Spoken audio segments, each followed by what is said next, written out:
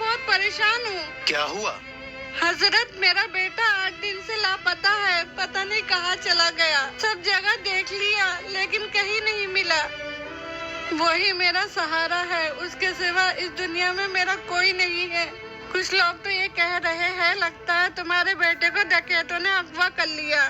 دعا کیجیے اللہ سے، بھلے ہی آپ کا بیٹا 7 سمندر پار ہو یا زمین میں دھنس گیا ہو یا اسے کتنے بھی خطرناک لٹیروں نے اغوا کر لیا ہو، ماں کی دعا میں تو وہ طاقت ہوتی ہے کہ وہ عرش کو بھی ہلا دیتی ہے، اور اللہ ماں کی دعاؤں کو کبھی رد نہیں کرتا۔ اس لیے دنیا سے امید توڑ لینا لیکن اللہ سے نہیں۔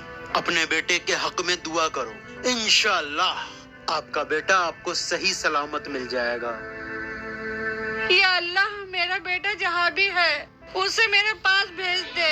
یا اللہ میرا بیٹا جہاں بھی ہے اسے میرے پاس بھیج دے۔ وہ آتا ہی ہوگا جس کے ہاتھ اس کو بیچنا ہے۔ اس بار اس کی کڈنی سب سے مہنگی بکی ہے۔ مجھے چھوڑ دو، میری ماں میرا انتظار کرتی ہوگی۔ اذان ہو گئی ہے، مجھے نماز پڑھنے دو۔ جب سے تجھے اغوا کر کے لے کر آئے ہیں تب سے تو روز نماز پڑھ رہا ہے، آج بھی پڑھ لے، لیکن ہاں ہونے والا کچھ نہیں ہے۔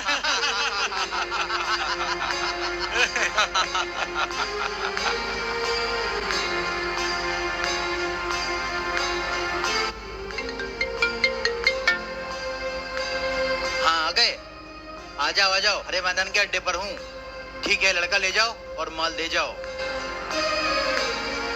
یا اللہ اگر میں نے کبھی کوئی خطا کی ہے تو مجھے معاف کر دے، ورنہ مجھے ان زنجیروں سے آزاد کر دے۔ میری ماں بہت پریشان ہوگی۔ استاد شیر، کہیں ہمیں کھانا جائے۔ بھاگو۔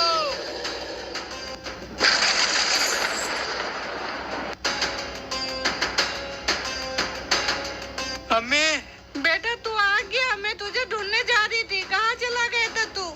امی مجھے لٹیروں نے قید کر لیا تھا اور مجھے بیچنا چاہ رہے تھے، لیکن تمہاری نصیحت کام آئی۔ امی تم کہتی تھی نا کسی بھی حال میں رہو لیکن نماز مت چھوڑنا۔ میں قید میں تھا لیکن میں نے اللہ کو سجدے کرنا نہیں چھوڑے، اور اللہ کا ایسا کرشمہ ہوا کہ میں آزاد ہو گیا۔